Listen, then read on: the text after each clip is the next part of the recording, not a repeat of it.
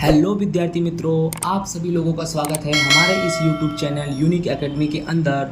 तो विद्यार्थी मित्रों, आज हम कक्षा 9 ब्रज असाइनमेंट का पेपर नंबर 2 का सेक्शन बी मैथमेटिक्स सब्जेक्ट का सॉल्व करने जा रहे हैं। इसके पहले मैंने वीडियो बनाया था सेक्शन बी का पेपर नंबर 1, जो आप लोगों ने देखा होगा तो आप लोग को अच्छे से समझ में आया होगा। आई होप मेरे को समझ में आ रहा है कि आप लोग को अच्छे से समझ में आ ही गया होगा। तो इसी के साथ हम पेपर नंबर 2 सेक्शन बी की शुरुआत करते हैं ब्रज असाइनमेंट का। बेटा, हमारा जो पहला नंबर क्वेश्चन है ना, तो पहला नंबर क्वेश्चन क्या है कि 0.47 बार, बेटा 4 और 7 के ऊपर जो लाइन है उसको हम क्या पढ़ते हैं, बार पढ़ते हैं। तो 0.47 बार, बेटा इसको कैसे हम सोल्व करेंगे तो ध्यान देना। सबसे पहले जो 0.47 बार है हम उसे x मान लेंगे। x कैसे मानेंगे बेटा, तो 0.47 47 47। तो ऐसा क्यों लिखा, क्योंकि 4 और 7 के ऊपर बार है। बार का मतलब वो संख्या को हमें बार बार लिखना है, इसीलिए इतना नहीं कि बहुत ज़्यादा लिख दो, 3 बार लिख दो बहुत हो गया। तो 4 7 4 7 4 7, इसको हम मानेंगे समीकरण नंबर 1। बोलो क्या मानेंगे, समीकरण नंबर 1। अब बेटा बार कितनी संख्या पर है, 2 संख्या पर है तो 100 से गुणा करेंगे। एक संख्या पर हो तो 10 से गुणा करेंगे, 2 संख्या पे हो तो 100 से गुणा करेंगे, और 3 संख्या पे हो तो 1000 से गुणा करेंगे। तो बेटा बार 2 संख्या पे है तो किस से गुणा करेंगे बेटा, 100 से। 100 से गुणा करेंगे दोनों तरफ, बेटा गुणा करेंगे समीकरण 1 को 100 से दोनों तरफ, यानी पहले x से गुणा करो तो 100 का गुणा x से करेंगे तो 100x आएगा। फिर बेटा 100 का गुणा 0.474747, बेटा ये 100 है। 100 का मतलब समझते हो, इसकी 2 संख्या आगे हो जाएगी, यानी ये जो 47 है ना, वो 47 यहाँ आ जाएगा, फिर 0.47 और 47 बच गया। आप गुणा करोगे तो भी यही आंसर आएगा। जब 100 है तो टेंशन नहीं लेने का, 2 संख्या को आगे उठा देने का। अगर 10 होता तो सिर्फ 4 को आगे उठाता, लेकिन 100 है तो 47 को आगे उठा दिया, फिर 0.4747 लिख दिया, समीकरण नंबर 2 हो गया। अब करना क्या है, समीकरण 2 में से 1 को बेटा घटा देंगे। तो समीकरण 2 ये है, यही जो 100x बराबर 47.4747, समीकरण 2। अब बेटा क्या करेंगे, हम समीकरण 2 में से 1 को घटाएंगे। तो समीकरण 2 क्या है, 100x बराबर 47.4747, उसमें से घटाएंगे x, यानी समीकरण 1 x बराबर 0.4747। बेटा 100x में से 1 x घटाएंगे तो कितना x बचेगा, 99x। और बेटा 7 में 7 गया 0, 4 में से 4 गया 0, 7 में से 7 गया 0, 4 में से 4 गया 0, दशमलव, फिर 7 में से 0 गया 7 और बचा बेटा 4, यानी 47.000 का मतलब बेटा 47 ही होता है। तो आप x को यहाँ पर लिख दो, 99 7 में है तो 99 नीचे जाएगा और 47 ऊपर। तो बेटा आपका आंसर आएगा x बराबर 47/99। आई होप आप सभी को समझ में ये चीज़ आ गया होगा अच्छे से। ठीक है बेटा, उसके बाद दूसरा नंबर जो हमारा क्वेश्चन है 17 नंबर, परिमेयीकरण करना है। इसको सममेयीकरण भी बोलते हैं। क्या बोलते हैं बेटा, सममेयीकरण।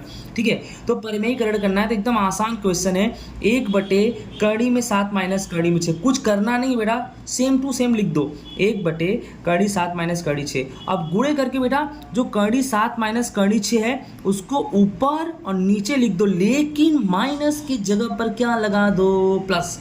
ठीक है, अब 1 का गुणा कड़ी 7 प्लस कड़ी 6 में होगा तो बेटा वही आएगा। आपको पता है 1 का गुणा किसी भी संख्या से होगी, वही संख्या आने वाली है, पता चला। तो 1 गुणे कड़ी 7 प्लस कड़ी 6, तो कड़ी 7 प्लस कड़ी 6 ही आएगा।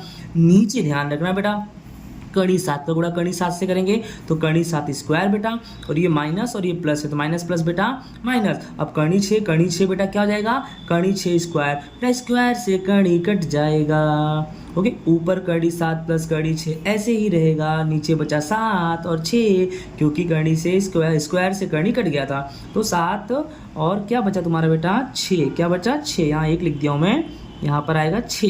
ठीक है बेटा, फिर कड़ी 7 प्लस कड़ी 6 ऐसे ही रहेगा, और 7 में से 6 गया बेटा 1। ठीक है ना बेटा, कड़ी 7 प्लस कड़ी 6 ऐसे रहेगा, 7 में से 6 गया 1, तो नीचे 1 है तो कोई मतलब तो है नहीं, यानी आपका आंसर आएगा कड़ी 7 प्लस कड़ी 6। बोलो सर ऐसे कैसे आया, अरे अगर मैं 6/1 लिखता हूँ तो उसका मतलब होता है 6, तो कड़ी 7 प्लस कड़ी 6 के बटे में 1 है तो उसका मतलब होगा कड़ी 7 प्लस कड़ी 6। आई होप आपको समझ में आ गया होगा। नेक्स्ट हमारा जो क्वेश्चन है क्वेश्चन नंबर 18, सर्व समीकरणों का उपयोग करके कीमत ज्ञात करनी है बेटा। 103 पहला क्वेश्चन, 103 गुणे 107। बेटा 103 दोनों संख्या 100 से ऊपर है 100 प्लस करेंगे, दोनों संख्या 100 से ऊपर है तो क्या करेंगे 100 प्लस।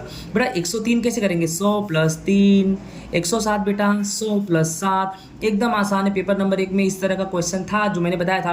पहले कोष्टक का 100 लेंगे, दूसरा कोष्टक पूरा राइट करेंगे, फिर पहले कोष्टक का 3 लेंगे, दूसरा कोष्टक पूरा राइट करेंगे, फिर 100 का गुणा 100 में करेंगे 10,000 प्लस 100 का गुणा 7 में करेंगे 700 प्लस 3 का 100 में करेंगे 300 प्लस प्लस प्लस और 3 का 7 में करेंगे 21। तो बेटा ये 10,000 है और 700 300 1000 हुआ। 10,000 में 1000 जोड़ेंगे 11,000 और बेटा ये 21 है, 11,000 में 21 जोड़ेंगे बेटा 11,021 आएगा। ओके बेटा सेम टू सेम इधर भी कुछ सवाल ऐसे ही है। 104 और 96 है, 104 गुणे 96। मैंने आपको अभी बोला 100 से ज़्यादा हो तो 100 में प्लस, 100 से कम हो तो 100 में से माइनस। 104 100 से ज़्यादा है तो 100 प्लस 4 और 96 100 से कम है तो 100 माइनस 4। सेम यही है भाई कि पहले कोष्टक का पहला 100 लिखेंगे, फिर दूसरा कोष्टक राइट करेंगे, पहले कोष्टक का प्लस 4 लिखेंगे, फिर दूसरा कोष्टक हम राइट करेंगे। 100 का 100 में गुणा होगा 10,000, लेकिन अभी प्लस नहीं बेटा माइनस है तो माइनस 100 का 4 में होगा 400, फिर प्लस, फिर 4 का 100 में होगा 400 प्लस माइनस माइनस आएगा, फिर बेटा 4 में 4 का करेंगे 16 होगा। फिर देखो बेटा क्या करने के माइनस 400 प्लस 400 कट गया तो 10,000 बचा बेटा, और ये माइनस 16 बचा तो 10,000 में से माइनस 16 घटाएंगे तो 9,984 आएगा। समझ में तो आपको आ गया होगा, ठीक है ना। आगे जो हमारा क्वेश्चन है बेटा 19वां नंबर कि 64 m की घात 3 माइनस 343 m की घात 3। बेटा 64 किसकी घात 3 होती है तो 4 की, तो भाई इसको 64 m की घात 3 की जगह हम 4 m की घात 3 लिखेंगे। माइनस 343 किसकी घात 3 होती है बेटा 7 की, तो 343 m की घात 3 की जगह हम 7 m की घात 3 लिखेंगे। ठीक है बेटा, अब ये जो है ना ये सूत्र हो गया a की घात 3 माइनस b की घात 3। ओके, तो a की घात 3 माइनस b की घात 3 का सूत्र होता है, याद कर लो, a माइनस b कोष्टक में a square plus ab plus b square. ठीक है बेटा, तो अब a माइनस b मतलब a कितना है 4m, b कितना है 7m, तो a माइनस बी मतलब 4m माइनस 7m। फिर बेटा a स्क्वायर मतलब a कितना है 4m का स्क्वायर प्लस ab मतलब बेटा a 4m b 7m plus b square मतलब 7m का स्क्वायर, तो 4m 7m ऐसे ही रहेगा माइनस में, और 4m का स्क्वायर बेटा 16m का स्क्वायर, फिर 4 का गुणा 7 में करो 28, ये रहा m ये रहा n तो 28m है। फिर बेटा 7m का स्क्वायर कितना होगा 7 7 49, 49m का स्क्वायर, ये भी आपको समझ में आ गया होगा। ठीक है बेटा, आगे हमारा जो सवाल है क्वेश्चन नंबर 20, घनों का परिकलन किए बिना मान ज्ञात करना है। ठीक है बेटा, तो भाई क्वेश्चन क्या है 0.2 की घात 3 माइनस 0.3 की घात 3 प्लस 0.1 की घात 3। तो बेटा सबसे पहले इसमें क्या करेंगे कि a बराबर कितना मान लेंगे 0.0। क्वेश्चन क्या है घनों का परिकलन किए बिना, यानी घनों का हमें परिकलन किए बिना आंसर लाना है, तो उसका एक मेथड है। फिर से देखो तो जो 0.02 है वो a है, फिर ये माइनस 0.03 ये b है, फिर 0.1 ये बेटा c है। ठीक है, अब पहले कंडीशन क्या है कि a प्लस बी प्लस सी बराबर 0 होना चाहिए, तो a कितना है 0.2 प्लस b कितना है बेटा माइनस, याद रखना माइनस 0.03 है, सॉरी माइनस 0.03 नहीं सॉरी है बेटा माइनस 0.3 है, तो माइनस 0.3 प्लस, ठीक है बेटा c कितना है बेटा 0.1 बराबर 0, बेटा 0.2 ऐसे रहेगा, प्लस और माइनस बेटा प्लस और माइनस माइनस, और ये बेटा तुम्हारा 0.3 है, फिर प्लस 0.1 बराबर 0, फिर 0.2 में से 0.3 घटाएंगे तो माइनस 0.1, और ये प्लस 0.1 तो है ही, तो माइनस 0.1 और प्लस 0.1 बराबर 0, यानी 0 बराबर 0 आ गया। अब क्या करेंगे, इसका एक सूत्र होता है कि a की घात 3 प्लस b की घात 3 प्लस c की घात 3, इसकी देखो यहाँ लिखा है a की घात 3 b की घात 3 c की घात 3, इसके बराबर 3abc होता है। तो 3 a के जगह पे 0.2, b के जगह पे माइनस 0.3, गलती हो गई है 0 लिख दिया वापिस, माइनस 0.3 और c के जगह पे 0.1, तो 3 गुणे क्या करना है बेटा 3 गुणे 0.2 है राइट, 0.2 गुणा 0.3 में करेंगे तो 0.06 आएगा, 0.6 आएगा 0.06, और उसका 1 से गुणा करेंगे तो वही आएगा। इसमें भी आपको क्या लिखना है कि 3 गुणे सिर्फ 0.06 आएगा, डबल 0 नहीं है, ओके गलती से लिखा गया है, तो 3 लिख दिया, 0.2 का गुणा 0.3 में करेंगे बेटा तो 0.6 आएगा, अब 0.06 आएगा, 0.2 गुणा 0.3 में करेंगे तो 0.06 आएगा, और 0.06 गुणा 0.1 में करेंगे तो वही संख्या आएगी। बट याद रखना यहाँ पर क्या है, तुम्हारा माइनस है, भूलना मत, तो ये भी तुम्हारा माइनस में आएगा। फिर 3 का गुणा 0.06 में करेंगे तो 0.018 आएगा, और उत्तर किस में आएगा बेटा, माइनस में। ओके, नेक्स्ट बेटा हमारा क्वेश्चन कौन सा है, नेक्स्ट हमारा क्वेश्चन बेटा क्वेश्चन नंबर 21 है कि बिंदु -4 को निरूपण करो। ठीक है, एक्स अक्ष पर करना है, वाई अक्ष पर करना है। तो पहले तो देखो ये तुम्हारा एक लाइन सीधी, एक लाइन आड़ी बना दिया, ये एक्स अक्ष है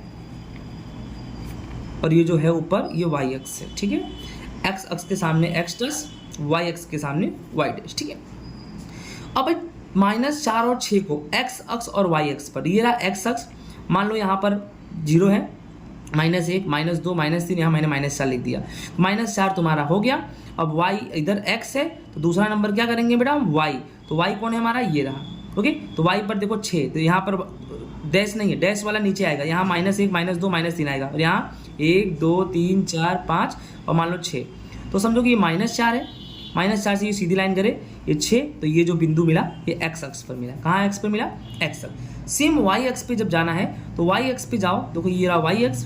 ठीक है, y अक्ष पर मान लो ये रहा तुम्हारा 6, अब तुम्हें -4 चाहिए तो -4 तुम्हें कहाँ मिलेगा, एक्स डैश पे, -1 -2 -3 -4, ये रहा -4, तो आपको ये और ये जो मिला -4 6, ये y अक्ष पर मिला। आई होप आपको समझ में आ गया होगा। ठीक है, क्वेश्चन नंबर 22, 3x + 4y = 6 है, इसका व्यापक स्वरूप लिखना है। कौन सा स्वरूप लिखना है बेटा, व्यापक स्वरूप। तो पहले व्यापक स्वरूप का सूत्र जानो, ax + by + c बराबर क्या होता है, 0। तो आपके क्वेश्चन में इसको ढंग से लिखो, 3x लिख दिया प्लस 4y लिख दिया। अब ये 6 जो है ना बराबर के इधर लाओ, बराबर के इधर लाओ, बराबर के इधर लाओ तो क्या आ जाएगा, -6। ओके, तो 3x + 4y 6 इधर लाएंगे तो -6 बराबर में क्या हो गया बेटा, तुम्हारा 0 हो गया। ठीक है, अब इसमें क्या करना है, a की कीमत 3, b की कीमत 4 और c की कीमत -6। यानी इस सवाल में यही था कि व्यापक स्वरूप लिख के a b और c की कीमत, तो a की कीमत कितनी हुई बेटा, 3, b की कीमत कितनी हुई, 4 और c की कीमत बेटा -6, तो -6 लिखना पड़ेगा। ठीक है बेटा, आई होप आपको समझ में आ गया होगा। नेक्स्ट क्वेश्चन जो बेटा हमारा है क्वेश्चन नंबर 23, इसमें क्या हुआ है कि क्वेश्चन ये है कि कोणों का नाम बताना है। कोणों का क्या बताना है, कोणों का नाम बताना है। अब पहला क्वेश्चन है 90 डिग्री, तो 90 डिग्री कौन सा कोण बोलते हैं, समकोण। ठीक है, दूसरा क्वेश्चन है 180 डिग्री, इसको कौन सा कोण बोलते हैं बेटा, रेखी कोण। बस इतना ही है कि 90 डिग्री को समकोण और 180 डिग्री को रेखी कोण कहते हैं। अब बेटा क्वेश्चन नंबर 24 हमारा क्या है, क्वेश्चन नंबर 24 हमारा ये है बेटा, क्वेश्चन नंबर 24 में ये लिखा है कि एक बिंदु से कितनी रेखा खींची जा सकती है बेटा। तो भाई सिंपल सी बात है, एक बिंदु से अनंत रेखा खींची जा सकती है, एक बिंदु से अनंत रेखा खींची जा सकती है। ये रहा बिंदु बेटा, देखो ये एक रेखा है, फिर देखो ये 2 रेखा है, ये 3 रेखा है, ये 4 रेखा है। अगर मैं चाहूँ अभी बहुत सारी रेखा मैं खींच सकता हूँ। दैट मीन्स ये समझ सकते हैं कि एक बिंदु से हम अनंत रेखाएं खींच सकते हैं। इसी के साथ हमारा कक्षा 9 ब्रज असाइनमेंट पेपर नंबर 2 का सेक्शन बी पूरा हुआ। आई होप आपको समझ में आ गया विद्यार्थी मित्रों। धन्यवाद, राधे राधे।